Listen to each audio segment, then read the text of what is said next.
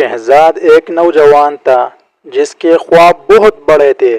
وہ دن رات بس یہ سوچتا رہتا کہ میں امیر بن جاؤں گا، گاڑیاں ہوگی، بنگلہ ہوگا، لوگ میرا نام لیں گے۔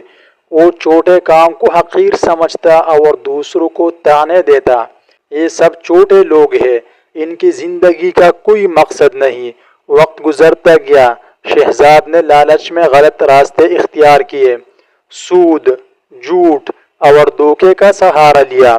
دولت تو آئی مگر دل کا سکون ختم ہو گیا۔ لوگ اس سے نفرت کرنے لگے، گھر والے دور ہو گئے۔ ایک دن جب وہ اکیلا بیٹھا دولت گن رہا تھا تو اچانک دل کا دورہ پڑا۔